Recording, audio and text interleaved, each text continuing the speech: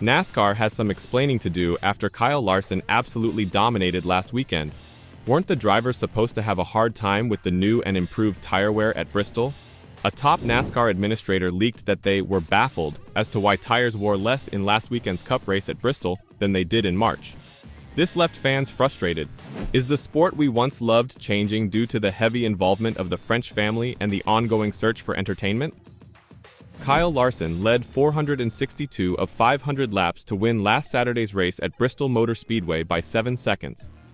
That race included 8 lead changes. The spring Bristol race, which featured significant tire wear, saw 54 lead changes. Denny Hamlin won the race by 1 second. Both races utilized the same tire compound. The decision to bring back the same tire was taken during a 6-team Goodyear test at Bristol on July 16, 17. That the two races at Bristol produced different results is what led Elton Sawyer, NASCAR Senior Vice President of Competition, to say Tuesday morning, "We're baffled, to be perfectly honest. We felt like that we had a recipe there from the spring that gave us what we're looking for in our short track racing, putting kind of the tire management back in the driver's hands." We've seen some great racing throughout the year. Richmond comes to mind. Watkins Glen, just a week ago with great tire fall off. The anticipation, as we rolled into Bristol, was that we would see something very similar. Obviously, we didn't see that as the weekend started to unfold. Drivers ran comparable lap times since their tires did not deteriorate as much as in the spring. This made passing tough. With drivers having to manage their tires in the March race, positions shifted often as some slowed to conserve tires and others rushed forward to gain track position before returning to tire-saving mode. Sawyer stated that the concrete track at Bristol did not absorb rubber in the March race but did in the previous weekend's event. "What we didn't have is tire wear," Sawyer said. "We'll dive into that with our meetings today with our folks at Goodyear to see what maybe they have been able to come up with over the last couple of days in their meetings. Obviously, we were disappointed as a company for our fans. Those are things we'll learn from and we'll figure out what happened and get that corrected as we go forward." I think the big thing we have to keep in mind is these things happen throughout time. Whether it's a race event or you go into any type of sporting event, and as you guys said earlier, you'll have a blowout every now and then. We just need to figure out what happened, how we're going to correct it and move forward because we have had some really good short track racing, as well as road course racing this year. Goodyear's tire has really contributed a great deal to that. The season's final 2 races, Martinsville and Phoenix, will take place on circuits that are 1 mile or shorter. The tire utilized in Martinsville will be different from the spring race. The new Martinsville tire will be what was known as the option tire in Richmond. That was the tire with the most wear at Richmond. There will be no tire changes for the championship race in Phoenix. When we get to our championship weekend, we want our teams and our drivers to have a real understanding of what they're walking into, Sawyer said of the tire that will be used there. And perhaps we'll get to see another dominating display there, which will of course upset fans, as this is the last thing we would want for a championship race. Although the possibility of dominating a race is always there, what we saw last weekend is unheard of. Kyle Larson led 462 of the 500 laps, the most by a driver in a single race at Bristol since 1977, and the 4th highest total in Cup Series history. Simply put, the number 5 car stayed in its own zip code the whole night. Larson claimed the lead from Hendrick Motorsports teammate Alex Bowman on lap 33 and never looked back, leading all but 6 laps under caution due to pit stops. Larson, who had a 2 to 3 second lead much of the night, turned on the jets in the final 50 laps, passing all but 9 cars and winning by 7.088 seconds, the highest margin of victory in a next-gen car, and the largest at Bristol since Dale Earnhardt in 1994. Larson's dominance last weekend was a strange but stunning aberration in the next-gen era, when it is more difficult than ever for a single driver to utterly dominate an entire race.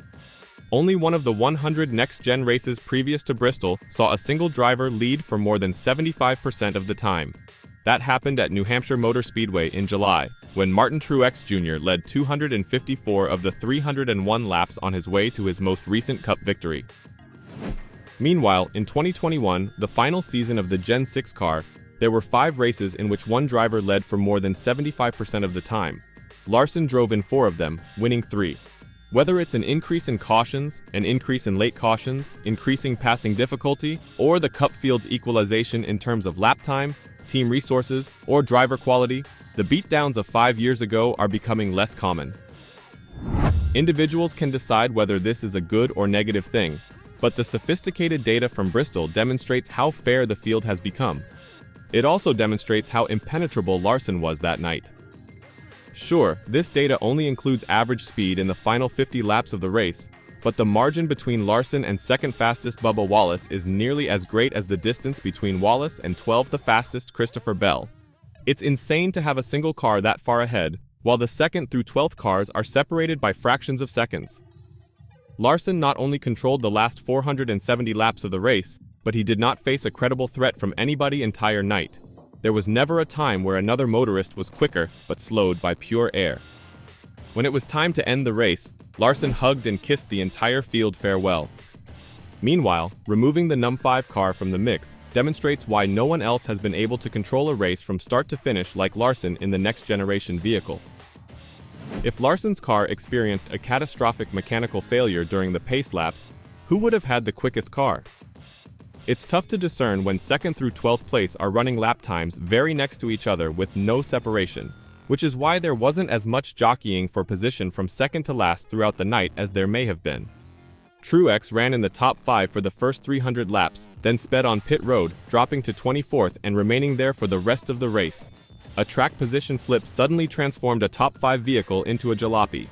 All of this highlights Larson's incredible performance. He was the first driver in the next-gen era to lead 300 laps in a single race, never mind 400. It had been 15 years since a driver led 300 laps at Bristol, and 19 years since a driver won after leading at least 400 laps. Meanwhile, no one has led more than 450 laps in the previous 47 years, and Larson achieved all of this in a vehicle that has seldom seen a single driver dominate. If Larson had lost the lead or gone back in traffic, the race may have turned out very differently, as Truex demonstrated.